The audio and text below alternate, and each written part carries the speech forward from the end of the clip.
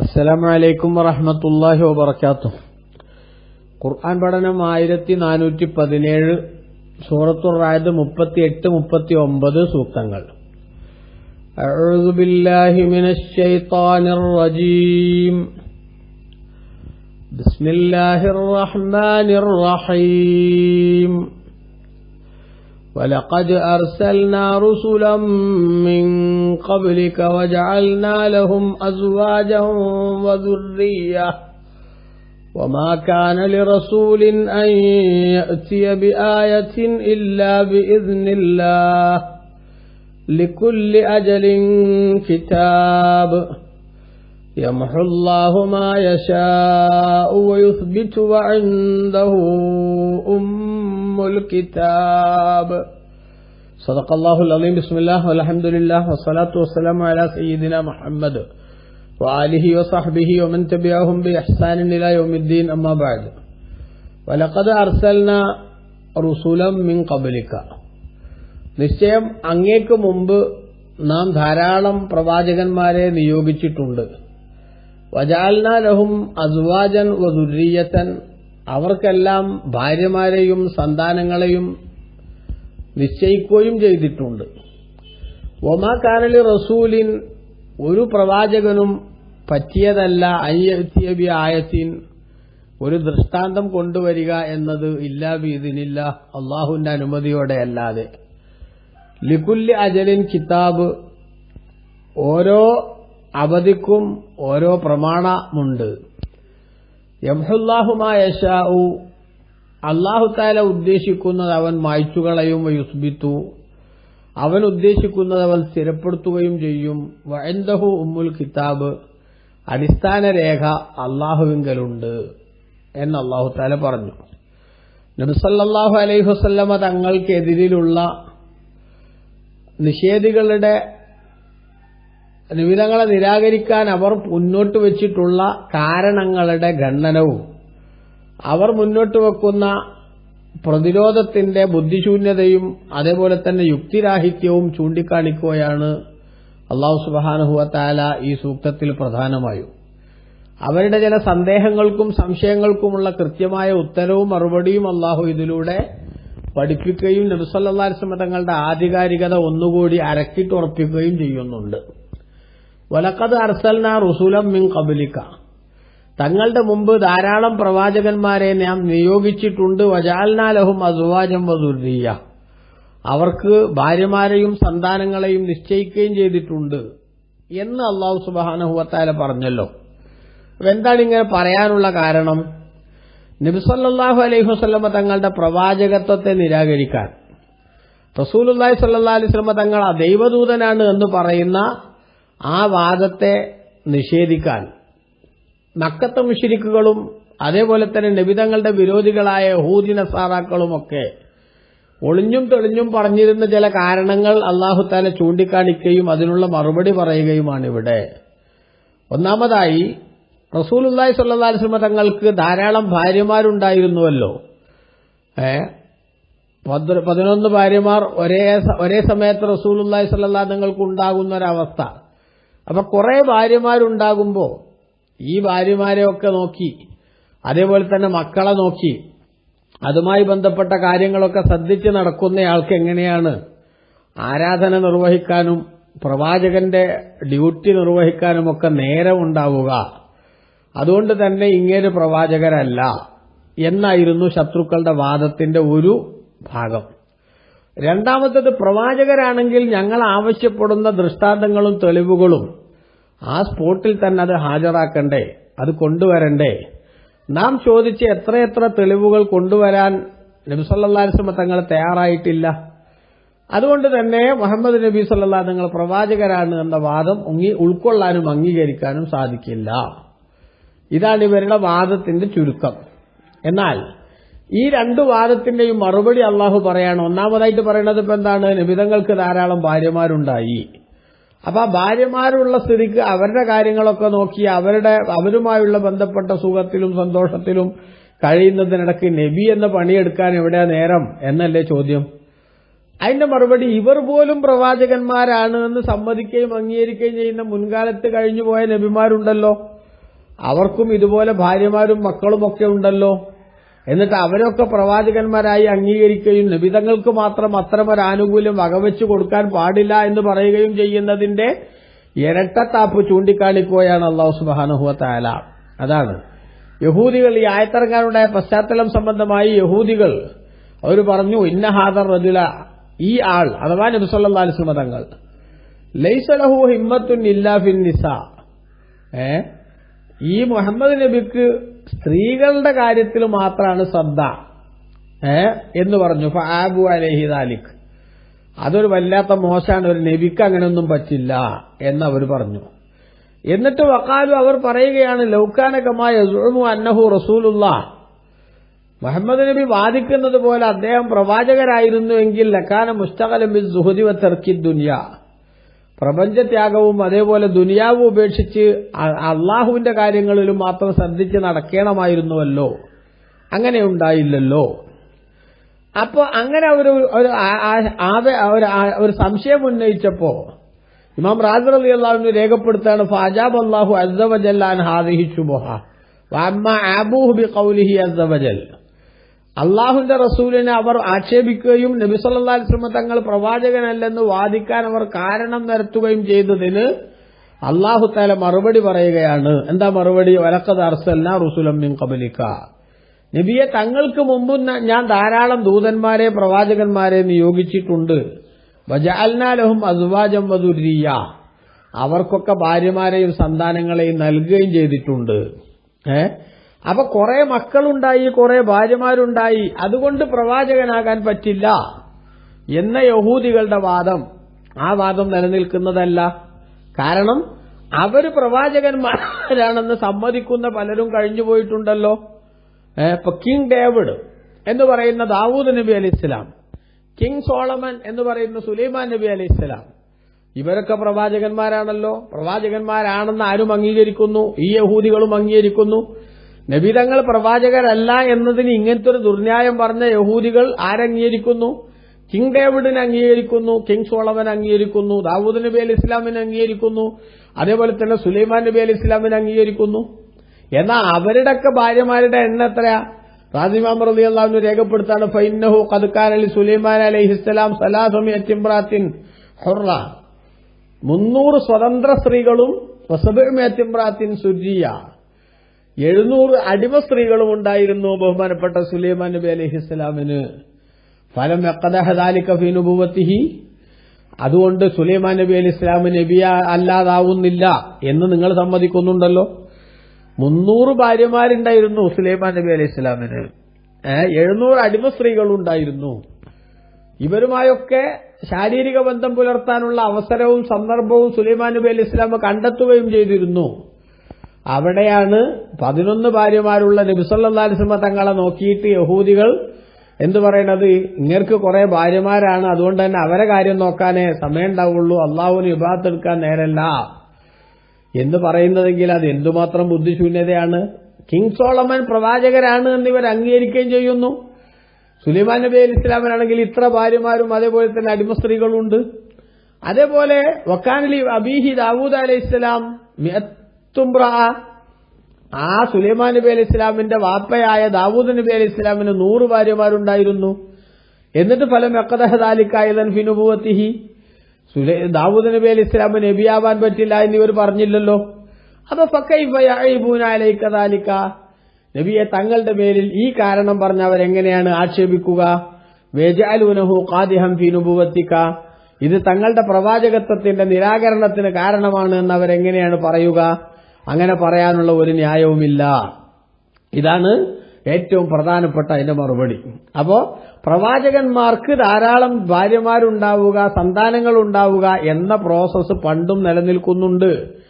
എന്നിട്ട് അവരൊന്നും അക്കാരണം പറഞ്ഞുകൊണ്ട് പ്രവാചകന്മാരല്ല എന്ന നിഷേധമോ നിരാകരണമോ ഇവരുടെ ഭാഗത്തുനിന്ന് വന്നിട്ടില്ലെങ്കിൽ അവരെ അപേക്ഷിച്ച് വളരെ കുറഞ്ഞ ഭാര്യമാരുള്ള നബി സല്ലല്ലാഹു അലൈഹി വസല്ലമ തങ്ങളെ അതിന്റെ പേരിൽ ആക്ഷേപിക്കുകയോ അല്ലെങ്കിൽ കുറ്റം പറയുകയോ ചെയ്യുന്ന രീതി ശരിയാണോ? അതൊരിക്കലും ശരിയല്ല എന്നാണ് അല്ലാഹു സുബ്ഹാനഹു വ തആല ഇവിടെ പറയുന്നതിന്റെ ചുരുക്കം. എന്ന് മാത്രമല്ല, നിങ്ങൾ നോക്കൂ, റസൂലുള്ളാഹി സ്വല്ലല്ലാഹു അലൈഹി വസല്ലം തങ്ങൾ ഭാര്യമാരുമായുള്ള ബന്ധം, അതേപോലെ തന്നെ സന്താനങ്ങളെ സ്നേഹിക്കൽ, അതുമായി ബന്ധപ്പെട്ട പ്രവർത്തനം, ഇതൊന്നും മുത്തുനബി സല്ലല്ലാഹു അലൈഹി വസല്ലം തങ്ങളുടെ പ്രവാചകരെന്ന നിലക്കുള്ള ദൌത്യ നിർവഹണത്തിന്റെ രംഗത്തോ അള്ളാഹുവിന് ആരാധന നിർവഹിക്കുന്ന രംഗത്തോ ഏതെങ്കിലും അർത്ഥത്തിലുള്ള കുറവുകൾ വരുത്തിയിട്ടില്ല എന്ന വസ്തുത നമ്മൾ തിരിച്ചറിയണം. നബി സല്ലല്ലാഹു അലൈഹി വസല്ലം തങ്ങൾക്ക് ധാരാളം ഭാര്യമാരുണ്ടായി എന്നത് ശരിയാണ്. ആ ഭാര്യമാർക്കൊക്കെയും നബി സല്ലല്ലാഹു തങ്ങൾ സന്തോഷം സമ്മാനിക്കുകയും ചെയ്തു. അവരോടുള്ള കടമകളെല്ലാം റസൂലുള്ളാഹി നിർവഹിച്ചു. പക്ഷെ ആ കടമ നിർവഹണത്തിന്റെ ശ്രദ്ധയിൽ യജമാനനായ റബ്ബിനോടുള്ള കടമകളെ ഒരിക്കലും തന്നെ നബി സല്ലല്ലാഹു അലൈഹി വസല്ലം തങ്ങൾ നിരാകരിച്ചിട്ടില്ല. അതിന് റസൂലുള്ളാഹി സമയം കണ്ടെത്താതിരുന്നിട്ടുമില്ല. ഇതെത്ര വ്യക്തമായിട്ടുള്ള കാര്യമാണ്, നിങ്ങൾ കണ്ടില്ലേ? ഹദീസിലൊക്കെ കാണാമല്ലോ നമുക്ക്. റസൂലുള്ളാഹി സ്വല്ലല്ലാഹു അലൈഹി വസല്ലം തങ്ങളെ സംബന്ധിച്ച് ആയിഷ ബീവി റളിയല്ലാഹു അൻഹ പറയുന്നുണ്ടല്ലോ, റസൂലുള്ളാഹി സ്വല്ലല്ലാഹു അലൈഹി വസല്ലം തങ്ങൾ എന്റെ വീട്ടിൽ വന്നാൽ ആ വീട്ടിൽ എല്ലാ ദിവസവും തങ്ങൾ വരുന്ന എല്ലാ രാത്രിയിലും മുത്തുനബിന്റെ ഒരു പൊതുവായ സ്വഭാവമുണ്ട്. ആ റസൂലുള്ളാഹിന്റെ സമയത്തിന്റെ നല്ലൊരു പങ്കും ഇബാദത്തിനു വേണ്ടി മാറ്റിവെക്കുക തന്നെ ചെയ്യുന്നുണ്ട്. എല്ലാ വീട്ടിലും ഇങ്ങനെ തന്നെയാണ് മുത്തുനബി സല്ലല്ലാഹു അലൈഹി തങ്ങളുടെ നിലപാട്. അപ്പോ ഇതെല്ലാം ഒന്നിച്ചു കൊണ്ടുപോകാനും എല്ലാവരോടുമുള്ള കടമകൾ കൃത്യമായി പാലിക്കാനും സാധിച്ചുകൊണ്ടുള്ള മുന്നേറ്റമാണ് മുത്തുനബി നടത്തിയത് എന്നു മാത്രമല്ല, റസൂലുള്ളാഹി സ്വല്ലല്ലാഹു അലൈഹി വസല്ലം തങ്ങളുടെ വിവാഹങ്ങളുടെ പിന്നിലെല്ലാം ചില ഗുട്ടൻസുകൾ അടങ്ങിയിട്ടുണ്ട് എന്ന് നമ്മൾ മനസ്സിലാക്കുകയും ചെയ്യണം. ഒന്നിലധികം ഭാര്യമാരെ വിവാഹം ചെയ്തു എന്നതിന്റെ പേരിൽ മുത്തുനബി സല്ലല്ലാഹു അലൈഹി വസല്ലം തങ്ങളെ വളഞ്ഞിട്ട് ആക്രമിക്കാൻ ശ്രമിക്കുന്ന എല്ലാ വിരോധികളായിട്ടുള്ള ആളുകളും മനസ്സിലാക്കേണ്ട ഏറ്റവും പ്രധാനപ്പെട്ട ഒരു സംഗതിയുണ്ട്. എന്താണ് ആ സംഗതി? മുത്തുനബിന്റെ വിവാഹങ്ങളെല്ലാം വാസ്തവത്തിൽ വളരെ വിപ്ലവകരമായിട്ടുള്ള പ്രവർത്തനങ്ങളാണ്. ഒന്ന്, അതിശക്തമായിട്ടുള്ള മനുഷ്യപ്പറ്റിന്റെ സന്ദേശം അതിന്റെ അകത്തടങ്ങിയിട്ടുണ്ട്. നിരാലംബരായ, നിരാശ്രയരായ, ആരും സംരക്ഷിക്കാനില്ലാത്ത പലർക്കും ഒരാശ്വാസത്തിന്റെ തുരുത്തായി മാറുക എന്ന മനുഷ്യപ്പറ്റുള്ള ഒരു തീരുമാനം, ധീരമായ ഒരു നിലപാട് അതിന്റെ പിന്നിലുണ്ട്. അതോടൊപ്പം നബി സല്ലല്ലാഹു അലൈഹി വസല്ലം തങ്ങളുടെ ഭാര്യമാർ എന്ന് പറയുന്നവരിൽ നിന്നിലൂടെ മുത്തുനബി സല്ലല്ലാഹു അലൈഹി വസല്ലം തങ്ങളുടെ സ്വകാര്യ ജീവിതത്തിന്റെ ധാരാളം മാതൃകകൾ ജനങ്ങളിലേക്ക് സ്പ്രെഡ് ചെയ്യാനും നബി സല്ലല്ലാഹു അലൈഹി വസല്ലം തങ്ങളുടെ വീട്ടിലെ ജീവിതത്തിന്റെ സന്ദേശങ്ങൾ അത് മനസ്സിലാക്കി പിൽക്കാലത്ത് ജീവിക്കുന്ന മനുഷ്യന്മാരുടെ കുടുംബം നന്നായി ഫോം ചെയ്യാൻ ആവശ്യമായ പ്രവർത്തനത്തിന് വേദിയൊരുക്കാനുമുള്ള സംവിധാനം ഇതിലൂടെ അല്ലാഹു തആല ഒരുക്കുന്നുണ്ട്. ഇപ്പൊ നമുക്കറിയാമല്ലോ, ബഹുമാനപ്പെട്ട റസൂലുള്ളാഹി സ്വല്ലല്ലാഹു അലൈഹി വസല്ലം തങ്ങൾ ഭാര്യമാരെ ധാരാളം വിവാഹം ചെയ്തു എന്നതിന്റെ പേരിൽ അല്ലാഹുവിന്റെ റസൂൽ സ്വല്ലല്ലാഹു അലൈഹി വസല്ലം തങ്ങൾ ആ ശ്രദ്ധയിലങ്ങ് മുഴുകിയിട്ട് പടച്ചവനുള്ള ഇബാദത്ത് മറന്നോ? അള്ളാഹു ജനങ്ങൾക്ക് എത്തിച്ചു കൊടുക്കാൻ വേണ്ടി നബിതങ്ങളെ ഏൽപ്പിക്കുന്ന ദൌത്യങ്ങൾ ജനങ്ങൾക്ക് എത്തിച്ചു കൊടുക്കാതിരുന്നോ? ലൈവായി സമൂഹത്തിന്റെ മുന്നിലുള്ള ജീവിതത്തിൽ നിന്ന് റസൂലുള്ളാഹി സ്വല്ലല്ലാഹു അലൈഹി തങ്ങൾ എപ്പോഴെങ്കിലും എസ്കേപ്പ് ചെയ്തോ? ഒന്നുണ്ടായില്ലല്ലോ, അങ്ങനൊന്നും റിപ്പോർട്ട് ചെയ്യപ്പെട്ടില്ലല്ലോ.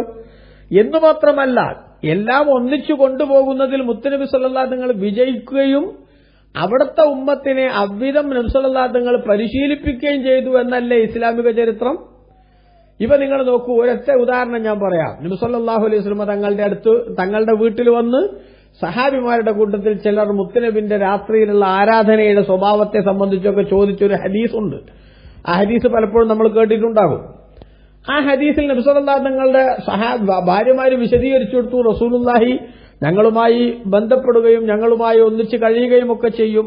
എന്നാൽ രാത്രിയുടെ കുറെ സമയം റസൂലുള്ളാഹി ഉറങ്ങും, കുറെ സമയം ഇബാദത്തിനു വേണ്ടി മുത്തുനബി മാറ്റിവെക്കുകയും ചെയ്യും. ഇത് കേട്ടപ്പോ ഫകഅന്നഹും തഖാല്ലൂഹ, ഹദീസിൽ കാണാം, അവർക്ക് സഹാബത്തിന് മുത്തുനബിന്റെ ഇബാദത്തൊക്കെ വളരെ കുറവാണല്ലോ എന്നൊരു തോന്നൽ അവർക്ക് വന്നു.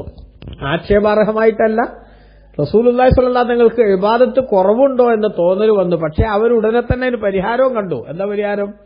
നബി സല്ലല്ലാഹു അലൈഹി വസല്ലം തങ്ങൾക്ക് അത്രയൊക്കെ മതി, കാരണം അല്ലാഹു തആല അതിനു മാത്രം പവർ നൽകിയിട്ടുണ്ടല്ലോ എന്ന്. പക്ഷെ നമ്മൾ അങ്ങനെ പറ്റില്ലല്ലോ. നമ്മൾ എന്ത് ചെയ്യണം? നമ്മളെ ഇബാദത്തിലായിട്ട് മുഴുകണം. ഒരാൾ പറഞ്ഞു ഞാൻ വിവാഹം കഴിക്കില്ല, മറ്റൊരാൾ പറഞ്ഞു ഞാൻ രാത്രിയിൽ ഉറങ്ങില്ല, വേറൊരാൾ പറഞ്ഞു ഞാൻ ഒരിക്കലും നോമ്പ് ഒഴിവാക്കില്ല.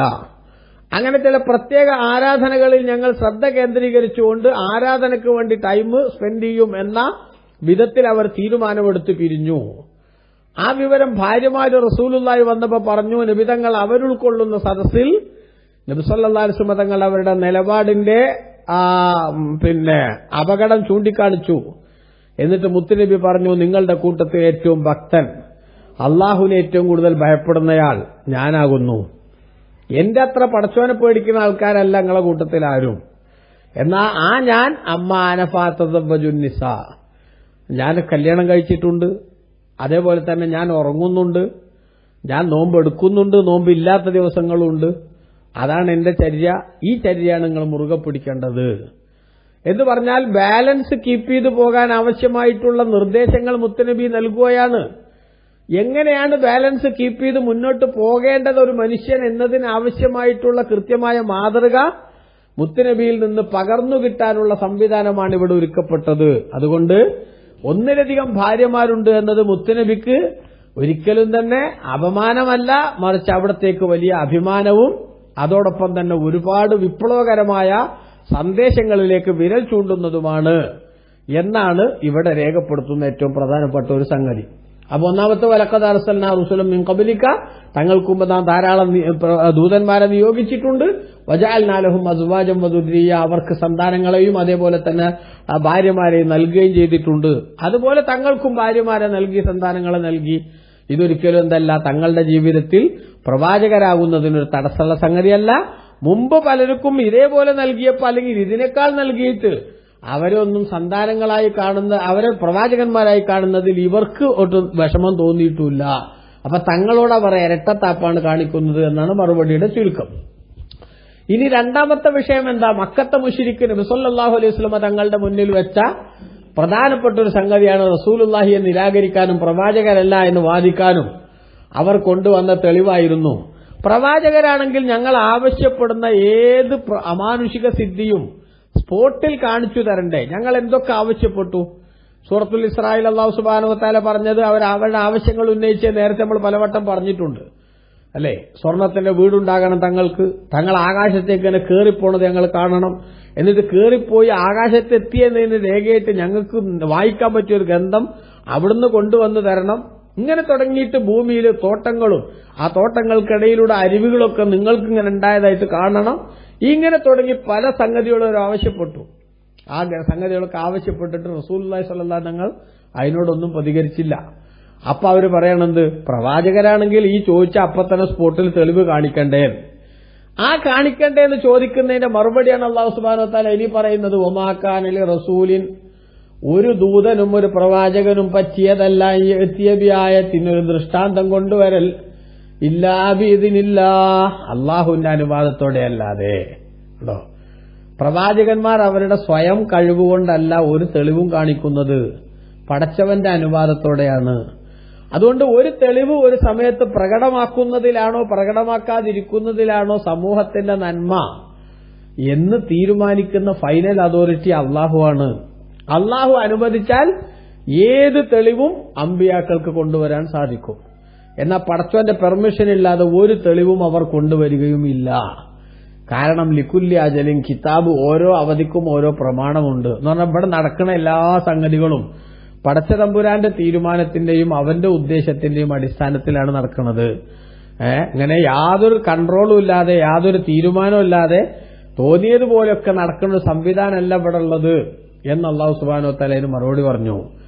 അപ്പൊ റസൂലുള്ളാഹി സ്വല്ലല്ലാഹു അലൈഹി വസല്ലം തെളിവുകൾ സ്പോട്ടിൽ കാണിച്ചു കൊടുക്കാത്തത് അത് പ്രവാചകരല്ല എന്നതിന്റെ രേഖയാണ് എന്ന വാദത്തെ അല്ലാഹു സുബ്ഹാനഹു വ തആല എതിർക്കുകയാണ്. പ്രവാചകന്മാർ അള്ളാഹുവിന്റെ അനുമതി പ്രകാരം മാത്രമേ തെളിവുകൾ ഹാജരാക്കുകയുള്ളൂ എന്ന്. എന്നിട്ട് അല്ലാഹു സുബ്ഹാനഹു വ തആല പറഞ്ഞു, യംഹുല്ലാഹു മാ യശാഉ വയുസ്ബിതു, അല്ലാഹു തആല അവൻ ഉദ്ദേശിക്കുന്നതിനെ മായ്ച്ചു കളയുകയും അവൻ ഉദ്ദേശിക്കുന്നതിനെ അല്ലാഹു സുബ്ഹാനഹു വ തആല സ്ഥിരപ്പെടുത്തുകയും ചെയ്യും. അതായത് തീരുമാനങ്ങൾ, വിധികൾ, ഒരു തീരുമാനം വന്നാൽ ആ തീരുമാനം അങ്ങനെ തന്നെ നിലനിർത്തണമോ അതിന് മാറ്റം വരുത്തണമോ എന്ന് തീരുമാനിക്കാൻ അള്ളാഹുവിന് സാധിക്കും. ഏത് വിഷയമാവട്ടെ, ഈ ലോകത്ത് നടക്കുന്ന ഏതു കാര്യങ്ങളിലും ആ കാര്യങ്ങളിലെല്ലാം തീരുമാനിച്ച അല്ലെങ്കിൽ നിലവിൽ നടക്കുന്ന സംവിധാനത്തെ അങ്ങനെ തന്നെ കണ്ടിന്യൂ ചെയ്യാനും അതിന് മാറ്റം വരുത്താനും അള്ളാഹുവിന് സാധിക്കും. ഇൻദഹു ഉമ്മുൽ കിതാബ്, അവന്റെ അടുക്കലാണ് അഥവാ അവന്റെ നിയന്ത്രണത്തിലാണ് അടിസ്ഥാന രേഖ അഥവാ ലൗഹുൽ മഹ്ഫൂദ്. ലോകത്ത് നടക്കുന്ന എല്ലാ കാര്യങ്ങളും അല്ലാഹു സുബ്ഹാനഹു വ തആല തീരുമാനിച്ചും അവന്റെ പ്രത്യേക ഉദ്ദേശത്തിന്റെയും ഖളാ ഖദറിന്റെയും അടിസ്ഥാനത്തിലാണ് നടക്കുന്നത്. എന്നാൽ ആ ഖളാ ഖദർ എന്ന് പറയുന്നതിലെ ചില സംഗതികളെ അല്ലാഹു സുബ്ഹാനഹു വ തആല മാറ്റുകയും മറ്റു ചില സംഗതികളെ അല്ലാഹു തആല സ്ഥിരപ്പെടുത്തുകയും ചെയ്യും. ഖലാ രണ്ട് വിധമുണ്ടെന്ന് പണ്ഡിതന്മാർ രേഖപ്പെടുത്തിയത് കാണാം. ഖലാ മുഅല്ലഖ്, ഖലാ മുബ്റം. അഥവാ മറ്റു ചില സംഗതികളുമായി കണക്റ്റഡ് ആയിട്ട് ചിലപ്പോൾ ചില തീരുമാനം ഉണ്ടാവും. അങ്ങനെ ചെയ്താൽ അവൻ ഈ ആനുകൂല്യം കൊടുക്കണം. റസൂലുള്ളാഹിന്റെ ഹദീസ് കാണാലോ, ഒരാൾക്ക് ദീർഘായുസ് കിട്ടണമെന്ന് ആഗ്രഹം ഉണ്ടെങ്കിൽ അവൻ കുടുംബബന്ധം ചേർക്കട്ടെ, ഭക്ഷണത്തിൽ വിശാലത കിട്ടണമെന്ന് ആഗ്രഹമുണ്ടെങ്കിൽ കുടുംബബന്ധം ചേർക്കട്ടെ എന്നൊക്കെ ഹദീസിൽ കാണാം.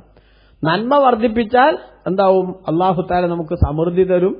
അതേസമയത്ത് തിന്മ വർദ്ധിപ്പിച്ചാൽ ചിലപ്പോൾ പരീക്ഷണങ്ങൾ അല്ലാഹു തആല നമുക്ക് നൽകും. ഇങ്ങനെയൊക്കെ ഹദീസിൽ കാണാം. അള്ളാഹ് നേരത്തെ തന്നെ തീരുമാനം എടുത്തുകയാണെങ്കിൽ പിന്നെന്താ ഇതിനർത്ഥം? അല്ലെങ്കിൽ ഈ പറയുന്നതിൽ വല്ല കാര്യമുണ്ടോ എന്ന ചോദ്യത്തിന്റെ ഉത്തരാണ് അല്ലാഹു തആല പറഞ്ഞത്. അള്ളാഹു അവൻ ഉദ്ദേശിക്കുന്നതിനെ സ്ഥിരപ്പെടുത്തുകയും അവൻ ഉദ്ദേശിക്കുന്നതിനെ മായ്ച്ചു കളയുകയും ചെയ്യും. അഥവാ ആത്യന്തികമായ ഒരു വിധിയുണ്ട്, ആ വിധി അങ്ങനെ തന്നെ നടക്കും. അതേസമയത്ത് ചില വിഷയത്തെ മറ്റു ചിലതിനോട് അല്ലാഹു തആല കണക്ട് ചെയ്തിട്ടുണ്ടാകും. ആ കണക്ട് ചെയ്തത് അതുമായി ബന്ധപ്പെട്ട് മാറ്റങ്ങൾ വരികയും ചെയ്യും. അപ്പൊ ഇതിലൊക്കെ പടച്ച തമ്പുരാനാണ് അതിന്റെ തീരുമാനത്തിന്റെ ഫൈനൽ അതോറിറ്റി. അള്ളാഹു തീരുമാനിക്കുന്നത് പോലെ കാര്യങ്ങളൊക്കെ നടക്കും. ആ തീരുമാനം എങ്ങനെയൊക്കെ വേണമെന്ന് തീരുമാനിക്കുന്നത് അള്ളാഹു ആണ്. അതുകൊണ്ട് തന്നെ ആ റബ്ബിൽ വിശ്വസിച്ചും ആ റബ്ബ് നമ്മിലേക്ക് സന്ദേശങ്ങൾ കൈമാറാൻ വേണ്ടി പറഞ്ഞയച്ച പ്രവാചകന്മാരെ അംഗീകരിച്ചും നമ്മുടെ ജീവിതത്തെ ഉത്തരവാദിത്ത ബോധത്തോടുകൂടെ മുന്നോട്ട് കൊണ്ടുപോകാനുള്ള പരിശ്രമവും ശ്രദ്ധയുമാണ് മനുഷ്യന് വേണ്ടതെന്നും എന്തെങ്കിലുമൊക്കെ കുതന്ത്രങ്ങൾ ഉന്നയിച്ച് കുതർക്കങ്ങൾ ഉന്നയിച്ച് സത്യത്തിന് നേരെ പല്ലിളിച്ച് കാണിക്കുന്ന നിഷേധാത്മകമായ നിലപാടിൽ നിന്ന് ആളുകൾ വിട്ടുനിൽക്കണമെന്നുമാണ് പറഞ്ഞതിന്റെ ചുരുക്കം. അള്ളാഹു നമ്മളെ ഹിദായത്ത് നിലനിർത്തി അനുഗ്രഹിക്കട്ടെ. ആമീൻ. വസല്ലല്ലാഹു അലാ സയ്യിദിനാ മുഹമ്മദിൻ വആലിഹി വസഹ്ബിഹി വസല്ലം. വൽഹംദുലില്ലാഹി റബ്ബിൽ ആലമീൻ. വസ്സലാമു അലൈക്കും വറഹ്മത്തുള്ളാഹി.